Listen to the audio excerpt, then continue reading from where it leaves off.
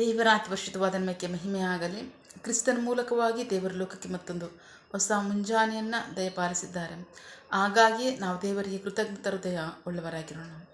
ಈ ದಿನದ ಧ್ಯಾನ ದೇವರ ವಾಕ್ಯ ಯೆರೆಮೀಯ ಪ್ರವಾದಿ 4ನೇ ಅಧ್ಯಾಯದಲ್ಲಿ 2ನೇ ವಾಕ್ಯ. ನೀನು ಸತ್ಯದಿಂದಲೂ ನ್ಯಾಯದಿಂದಲೂ ನೀತಿಯಿಂದಲೂ ಯೆಹೋವನ ಜೀವದಾಣೆ ಎಂದು ಪ್ರಮಾಣ ಮಾಡುವೆ. ಆಗ ಜನಾಂಗಗಳು ಆತನಲ್ಲಿ ಆಶೀರ್ವದಿಸಿಕೊಳ್ಳುವವು, ಆತನಲ್ಲಿ ಹೊಗಳಿಕೊಳ್ಳುವವು. ದೇವರಿಗೆ ಸ್ತೋತ್ರ. Prophet Jeremiah chapter 4 word 2. It will be right for you to swear by my name. Then all the nations will ask me to bless them and they will praise me. ದೇವರಿಗೆ ಸ್ತೋತ್ರ. ನಾವು ವಾಕ್ಯ ಭಾಗ ನೋಡ್ತಾ ಇದ್ದೀವಿ. ಪ್ರೀತಿ ದೇವ್ರ ಮಕ್ಕಳೇ, ವಾಕ್ಯ ಭಾಗದಲ್ಲಿ ಕರ್ತನ ಸರ್ವಶಕ್ತನಂತ ದೇವರು ಈ ಮುಂಜಾನೆ ಸಮಯದಲ್ಲಿ ನಮ್ಮ ಸಂಗಡ ಮಾತನಾಡ್ತಾ ಇದ್ದಾರೆ. ನೀನು ಸತ್ಯದಿಂದಲೂ ನ್ಯಾಯದಿಂದಲೂ ನೀತಿಯಿಂದಲೂ ಯೆಹೋವನ ಜೀವದಾಣೆ ಎಂದು ಪ್ರಮಾಣ ಮಾಡುವೆ.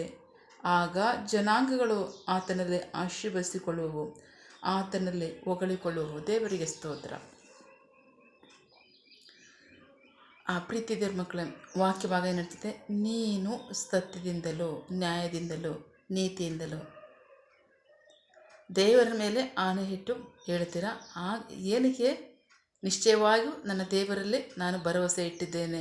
ನನ್ನ ದೇವರೇ ಸರ್ವಶ್ವನಾಗಿದ್ದಾನೆ, ಆತನಿಂದಲೇ ಸಮಸ್ತವು ಉಂಟಾಗಿದೆ. ಅಷ್ಟು ಮಾತ್ರ ಅಲ್ಲ, ಸಮಸ್ತವನ್ನು ಆಳ್ವಿಕೆ ಮಾಡುವತನಾಗಿದ್ದಾನೆ. ನಾವು ನಂಬಿಗಸ್ತರಾಗಿ ಆತ್ಮದಿಂದಲೂ ಸತ್ಯದಿಂದಲೂ ನಮ್ಮ ದೇವರಿಗೆ ವಿಧೇಯರಾಗಿದ್ದೇವೆ. ಆತನಲ್ಲೇ ಭರವಸೆ ಇಟ್ಟಿದ್ದೇವೆ, ಆತನ ನಿರೀಕ್ಷೆ ಇಟ್ಟಿದ್ದೇವೆ, ಆತನೇ ರಕ್ಷಕನಾಗಿದ್ದೇನೆ ಅಂತ ಹೇಳ್ತೀರಾ. ಆಗ ಜನಾಂಗಗಳು ಆಶೀರ್ವಾದವನ್ನು ಹೊಂದುವವು. ಅಷ್ಟು ಮಾತ್ರ ಅಲ್ಲ, ಜನಾಂಗಗಳು ಆತನನ್ನು ಹೊಗಳುವವು. ದೇವರಿಗೆ ಸ್ತೋತ್ರ. ಈಗ ಅದೆಲ್ಲ ನಡೀತಾ ಇದೆಯಾ? ಇಲ್ಲ, ಹೇಳ್ತಾನೂ ಇಲ್ಲ. ಅಷ್ಟು ಮಾತ್ರ ಅಲ್ಲ, ಜನಾಂಗಗಳಲ್ಲಿ ಆಶೀರ್ವಾದವೂ ಇಲ್ಲ. ಜನಾಂಗಗಳು ದೇವರನ್ನ ಮಹಿಮೆ ಪಡಿಸಲಿಕ್ಕೂ ಆಗ್ತಾ ಇಲ್ಲ. ದೇವರಿಗೆ ಸ್ತೋತ್ರ. ವಾಕ್ಯ ಏನು ಹೇಳ್ತಿದೆ? ಮಹಾ ಆಜ್ಞೆ, ಸತ್ಯವಾದ ಮಹಾ ಆಜ್ಞೆಯನ್ನು, ನಿನ್ನ ದೇವರಾಗಿರೋ ಕರ್ತನನ್ನು ಪೂರ್ಣ ಹೃದಯದಿಂದಲೂ ಪೂರ್ಣ ಪ್ರಾಣದಿಂದಲೂ ಪೂರ್ಣ ಶಕ್ತಿಯಿಂದಲೂ ಪ್ರೀತಿಸಿರಿ, ನಿನ್ನಂತೆ ನನ್ನ ನೆರೆಯವರನ್ನ ಪ್ರೀತಿಸಿರಿ. ದೇವರಿಗೆ ಸ್ತೋತ್ರ. ದೇವರಲ್ಲಿ ಪ್ರೀತಿ ಇದ್ದರೆ ನೆರೆಯವರ ಮೇಲೆ ಪ್ರೀತಿ ಬರುತ್ತೆ. ಆಗ ನಾವು ದೇವರಲ್ಲಿ ನಂಬಿಗಸ್ತರಾಗಿ ವಿಧೇಯರಾದರೆ ನೆರೆಯವರು ಆಶೀರ್ವಾದವನ್ನು ಹೊಂದ್ಕೋತಾರೆ. ಅಷ್ಟು ಮಾತ್ರ ಅಲ್ಲ, ಅವರು ದೇವರನ್ನು ಮಹಿಮೆ ಪಡಿಸ್ತಾರೆ. ಈಗ ಅದು ಯಾವುದೂ ನಡೀತಾ ಇಲ್ಲ. ಯಾಕೆಂದರೆ ನಾವು ಪೂರ್ಣ ಹೃದಯದಿಂದ ಸತ್ಯದಿಂದಲೂ ನ್ಯಾಯದಿಂದಲೂ ನೀತಿಯಿಂದಲೂ ದೇವರ ಕಡೆಗೆ ತಿರುಗಿಕೊಂಡಿಲ್ಲ. ಹಾಗಾಗಿ ಜನಾಂಗಗಳಲ್ಲಿ ಆಶೀರ್ವಾದ ಇಲ್ಲ.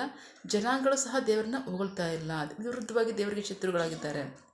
ಕಾರಣ ನಾವು ಪೂರ್ಣ ಹೃದಯದಿಂದ ನೀತಿಯಿಂದಲೂ ಸತ್ಯದಿಂದಲೂ ದೇವರನ್ನ ಆಶ್ರಯಿಸಿಕೊಳ್ಳದೆ ಇರತಕ್ಕಂಥದ್ದು.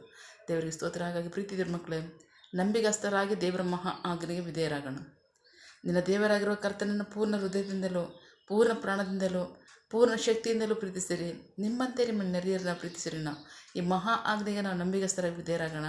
ಅದರ ಮುಖಾಂತರವಾಗಿ ಜನಾಂಗಗಳು ಆಶೀರ್ವಾದವನ್ನು ಹೊಂದ್ಕೋತಾರೆ. ಅಷ್ಟು ಮಾತ್ರ ಅಲ್ಲ, ಜನಾಂಗಗಳು ದೇವರನ್ನ ಮಹಿಮೆಪಡಿಸುವಂತಾಗುತ್ತೆ. ದೇವರಿಗೆ ಸ್ತೋತ್ರ. ಪ್ರಾರ್ಥಿಸಿಕೊಳ್ಳೋಣ. ಸಕಲ ಸೃಷ್ಟಿಕರ್ತನೇ, ಸರ್ವಾಧಿಕಾರಿಯೇ, ಸಾರ್ವಭೌಮನೇ, ಉನ್ನತನೇ, ಮಹೋನ್ನತನೇ, ಮಹಾಪರಿಶುದ್ಧನೇ, ಪ್ರೀತಿ ಸ್ವರೂಪನೇ, ನೀತಿವಂತನೇ, ಅಧಿಪತಿ, ಸೇನಾಧೀಶ್ವರನೇ, ಇರುವಾತನೇ, ಸರ್ವವ್ಯಾಪಿ ಸಪ. ಇದನ್ನು ವಾಕ್ಯಗಳ ಮೂಲಕವಾಗಿ ನಮ್ಮ ಸಂಘ ಮಾತಾಡುತ್ತಾರೆ. ಪ್ರೀತಿಗಾಗಿ ನಂಬಿಗಸ್ತಿಗೆ ನಿಮಗೆ ಸ್ತೋತ್ರ. ವಾಕ್ಯ ಭಾಗದಲ್ಲಿ ಈ ಮುಂಜಾನೆ ಸಮಯದಲ್ಲಿ ನಮ್ಮ ಸಂಘ ಮಾತನಾಡ್ತಿದ್ದೀರಾ. ನಂಬಿಗಸ್ತರಾಗಿ ನಿನ್ನ ವಾಕ್ಯಕ್ಕೆ ನಾವು ವಿಧೇಯರಾಗೋದಕ್ಕೆ ಒಪ್ಪಿಸ್ಕೊಳ್ತೀವಿ.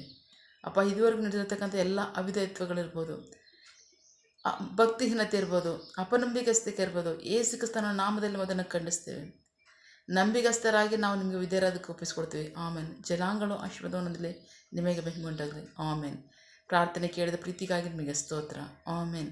ನಿನ್ನ ಜನರು ಕೈಟ್ ಮಾಡ್ತಕ್ಕಂಥ ಕೆಲಸವನ್ನು ಆಶೀರ್ವದಿಸು, ಅವರ ಅಗತ್ಯಗಳನ್ನ ಪೂರೈಸು, ಕೊರತೆಗಳನ್ನ ನೀಗಿಸು. ಆಮೇನ್. ಯಾವ ಕಾರ್ಯದಲ್ಲಿ ಅವರು ನಿರೀಕ್ಷೆ ಉಳ್ಳವರಾಗಿದ್ದಾರೆ, ಆ ಕಾರ್ಯದಲ್ಲಿ ತಕ್ಕ ಸಮಯದಲ್ಲಿ ನಿಮ್ಮ ಚಿತ್ತಾನುಸಾರವಾಗಿ ಅದನ್ನು ಹೊಂದ್ಕೊಳ್ಳಿ. ಆಮೇನ್. ನೀವು ಹಾಗೆ ಮಾಡೋ ಪ್ರೀತಿಗಾಗಿ ನಂಬಿಗಸ್ತಿಗೆ ನಿಮಗೆ ಸ್ತೋತ್ರ. ನಮ್ಮ ಪ್ರಾರ್ಥನೆ ನೀವು ಕೇಳಿದ್ದೀರಾ, ಅದರಂತೆ ನಡೆಸ್ತಿರೋದಕ್ಕಾಗಿ ಸ್ತೋತ್ರ. ನಮ್ಮ ಪ್ರಾರ್ಥನೆಯನ್ನು ನಮ್ಮ ರಕ್ಷಕನಾಂತ ಯೇಸು ಕ್ರಿಸ್ತರ ಅತಿ ಪರಿಶುದ್ಧವಾದ ನಾಮದಲ್ಲಿ ಪ್ರಾರ್ಥಿಸಿ ನಿಮ್ಮ ಪಾದಗಳು ಸಲ್ಲಿಸಿ ನಾವು ಬೇಡುವಂತಿದ್ದೇವೆ. ನಮ್ಮ ಜೀವಗಳ ತಂದೆ. Amen. God bless you all. ದೇವರು ತಾನೇ ದಿನ ವಾಕ್ಯಗಳ ಮೂಲಕವಾಗಿ ನಮ್ಮ ಸಂಗಡ ಮಾತನಾಡಿದ್ದಾರೆ, ನಮ್ಮನ್ನು ಆಶೀರ್ವದಿಸಿದ್ದಾರೆ. ಆಮೇನ್. All the best.